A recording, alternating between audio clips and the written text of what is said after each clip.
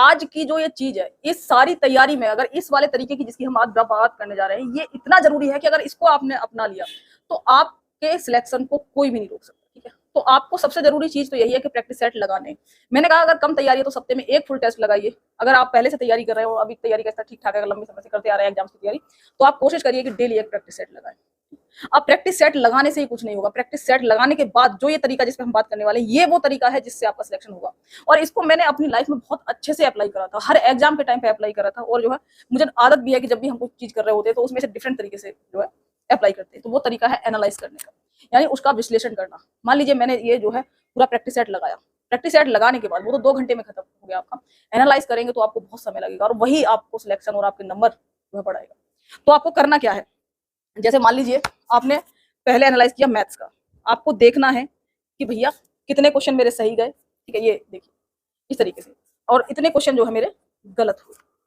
तो सही हुए उनको भी देखना है कि ये जो सही हुए कहीं तुक्काबाजी से तो नहीं सही हो गए कुछ क्वेश्चन, क्योंकि तुक्काबाजी से सही होते हैं, पर हमें यहाँ पर सीखना है। फिर देखना है कि गलत हुए क्वेश्चन, तो उसमें हमें 2 कैटेगरी में डिवाइड कर देना है कि ये क्वेश्चंस जो गलत हुए हैं, या तो ये मुझे मेरा ये चैप्टर कमजोर है, दूसरा चीज ये वो गलत क्वेश्चन है जो मुझे पता था कि वैसे सही हो जाएंगे पर फिर भी गलत हो गए। यानी हमें उन क्वेश्चंस को भी देखना है जो सही हमारे अनुसार सही थे पर वहां जाकर गलत हो गए। यानी इन चैप्टर में या इसमें कहाँ गलती हुई मुझसे, कहीं पढ़ने में मुझसे मिस्टेक हुई, समझ में नहीं आया, या क्वेश्चन का स्तर क्या है, तो उस चीज को आपको डायरी में लिखना है। ऐसे नहीं कर देना कि बस वही छोड़ दिया, तो उसको आपको लिखना है बकायदा। अगर आप ऑनलाइन दे रहे हैं तो उसमें तो नहीं, अगर ऑफलाइन दे रहे हैं पेपर, तो उन पेपर पे लिख दीजिए क्वेश्चन पे, अच्छा ये क्वेश्चन मेरा इसलिए गलत हुआ था।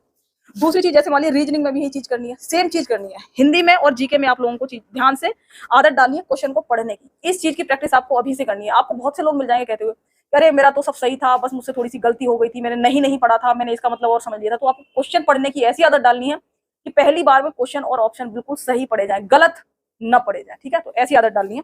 तो हिंदी में भी सेम चीज आपको करनी है। उसके बाद इसमें से कुछ सिलेक्टिव टॉपिक को चूज करना है आपको कि अच्छा मुझे इस बार मैथ्स के इन टॉपिक्स पे काम करना है।